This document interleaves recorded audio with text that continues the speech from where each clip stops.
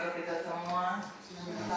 Yang terhormat Ibu Kepala Sekolah SDK Evan 2, yang terhormat teman-teman saya, guru-guru yang hebat yang berada di SDK Evan 2. Terima kasih karena pada pagi ini telah memberikan waktunya untuk saya untuk bisa memberikan sosialisasi sedikit tentang budaya positif kita di sekolah dan di dalam kelas.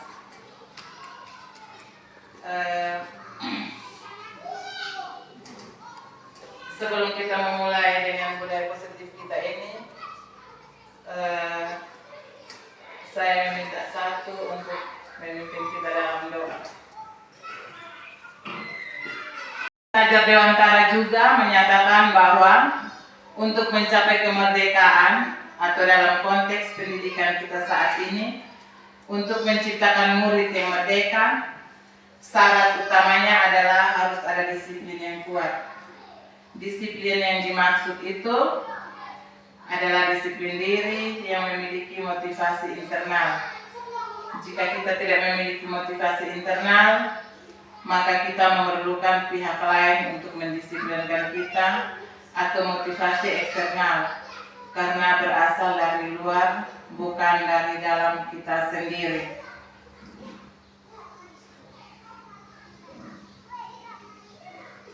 Yang berikut, hukuman konsekuensi restitusi.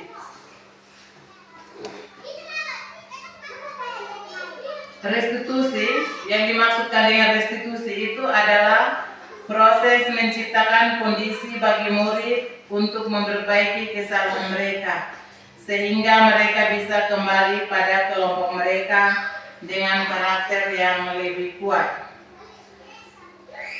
Yang pertama itu ada dua identitas. Identitas pertama itu identitas gagal, yang kedua identitas sukses. Yang termasuk dalam identitas gagal itu adalah hukuman. Hukuman yang dimaksud dengan hukuman itu berarti diberikan secara tiba-tiba. Misalnya anak-anak datang terlambat, kita langsung memberikan mereka hukuman bahwa kamu harus membersihkan WC. Dan hukuman itu tidak, yang dimaksud dengan hukuman itu pemberian secara tiba-tiba dan itu tidak ada dalam peraturan sekolah. Tapi kalau yang dimaksudkan dengan menanyakan keyakinan, dari kontrolnya kita semua akan melakukan hal yang terbaik yang bisa kita lakukan. Yang kedua itu validasi tindakan yang salah, semua perilaku memiliki alasan. Yang ketiga itu menanyakan keyakinan itu, teori kontrolnya kita semua memiliki motivasi internal. Jadi segitiga restitusi ini dia mempunyai 3 langkah. Yang pertama itu menstabilkan identitas, yang kedua itu validasi tindakan yang salah, yang ketiga menanyakan keyakinan. Itu contohnya di dalam kelas kita masing-masing sudah ada kesepakatan kelas. Misalnya kesepakatan kelas kita membersihkan kelas sebelum lonceng berbunyi untuk masuk. Yang kedua menyelesaikan tugas-tugas di rumah yang diberikan oleh guru. Misalnya yang pertama-tama berdoa sebelum dan sesudah pelajaran dimulai. Kelas harus kebersihannya selalu dijaga. Tidak boleh makan di dalam kelas. Itu kesepakatan kita di dalam kelas. Tapi kesepakatan kita di sekolah juga ada, seperti peraturan-peraturan yang sudah diterapkan di dalam sekolah. Dan di dalam segitiga restitusi ini, untuk ketiga langkah ini menstabilkan identitas, validasi tindakan, dan menanyakan keyakinan. Konsekuensi itu berarti itu ada dalam peraturan sekolah kita.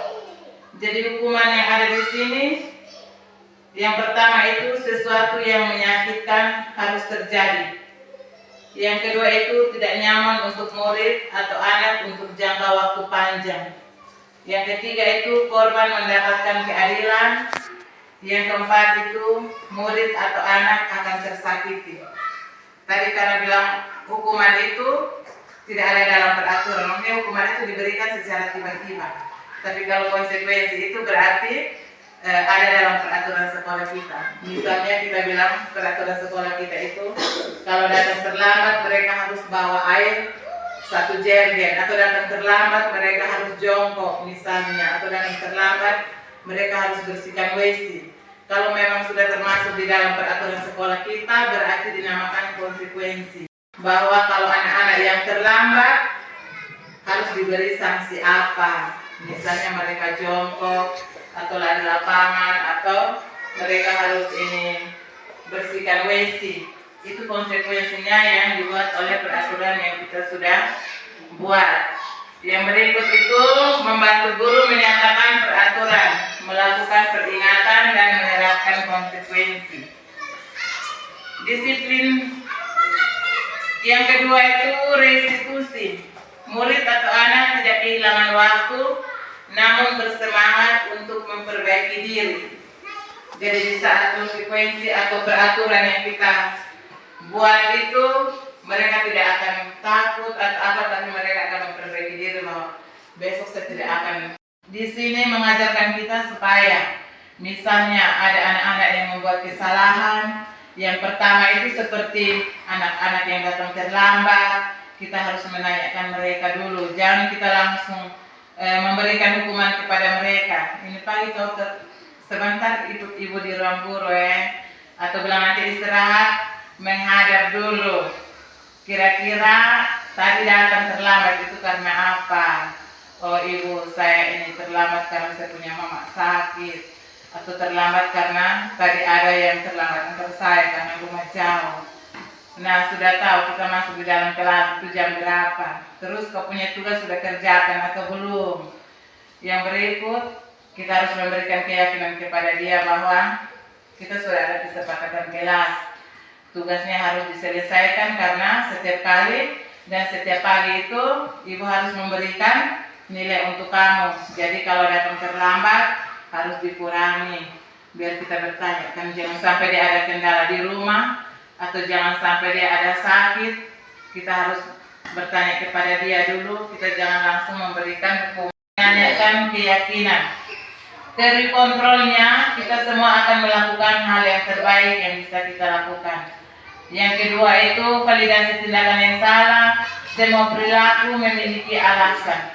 Yang ketiga itu menanyakan keyakinan itu. Teori kontrolnya kita semua memiliki motivasi internal.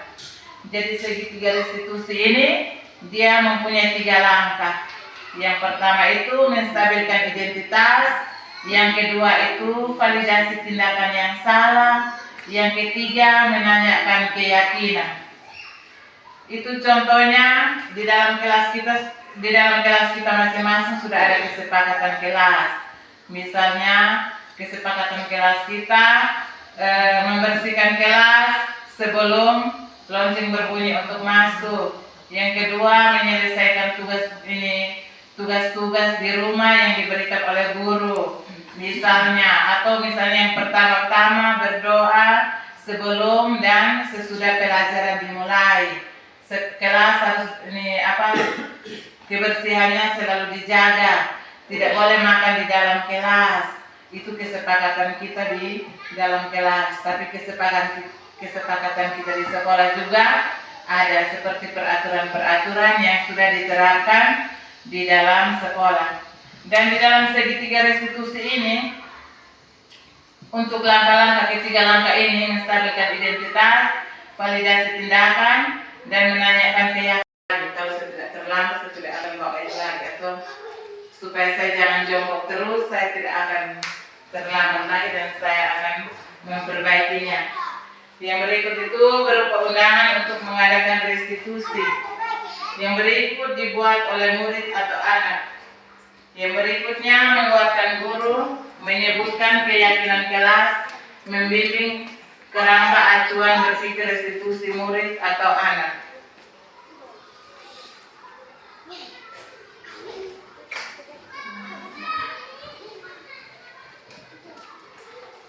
Yang berikut, dalam pendidikan itu ada 5 posisi kontrol. Yang berikut, posisi kontrol guru yang merasa bersalah. Posisi kontrol guru yang ketiga itu kita sebagai Posisi pemantau. kontrol guru yang berikut Kita itu memantau berarti membuat orang mengawasi. bersalah. Pada saat kita mengawasi, Pada posisi kita bertanggung ini, jawab atas biasanya perilaku orang yang kita bersuara awasi. lebih lembut. Posisi pemantau Membuat merasa rasa bersalah bersalah akan akan menggunakan dan konsekuensi dengan menggunakan Pilihan yang membuat orang lain merasa tidak nyaman bersalah atau rendah diri bagi kita dengan Kata-kata mudah. yang keluar dengan lembut Contohnya akan seperti hai, saya sangat kecewa dengan kamu. Sementara bermain, berbuat salah, kita hanya melihat mereka. Kita pantau mereka saja. Tiba-tiba kita lagi itu ada bermain apa itu? Tidak boleh tahu, tapi dia secara diam mereka bertanya pantau saja. Tiba-tiba kita memberi komen halus, tapi yang berikut itu apa tersekat yang ketiga itu atau yang berikut misalnya kita panggil ya posisi kontrol kamu ini guru sudah yang berapa kedua. kali saya omong Posisi tapi kontrol kamu guru tidak yang mau ketiga ikuti itu peraturan kita yang sebagai saya omong. pemantau. Memang kita memantau secara berarti halus, mengawasi tapi secara tidak pada saat sadar kita mengawasi sudah dan membuat dia kita bertanggung jawab atas kecewa perilaku atas orang-orang yang itu posisi kontrol manajer.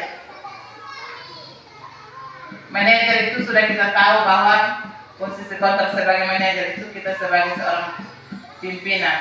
Kita di sekolah itu kita mempunyai pimpinan, positifnya kurang. Jadi biarlah mari kita saling bergandeng tangan, kita saling bekerja sama, dan kita para guru dari kelas bawah sampai kelas atas bekerja sama dan bergandeng tangan dengan pimpinan kita, sehingga apa yang kita cita-citakan selama ini dapat tercapai dengan baik, dan apa yang kita inginkan untuk anak-anak kita dapat tercapai dengan baik, sehingga pendidikan yang mereka terima juga dapat mereka jalankan sampai ke pendidikan yang lebih atas. Itu saja penyampaian dari saya. Saya minta terima kasih untuk Ibu Kepala dan teman-teman yang telah mendukung saya untuk menjalankan dan mengikuti guru penggerak ini. Semoga saya dapat menyelesaikan semuanya dengan baik, dan atas dukungan dan doa kalian semua saya ucapkan terima kasih.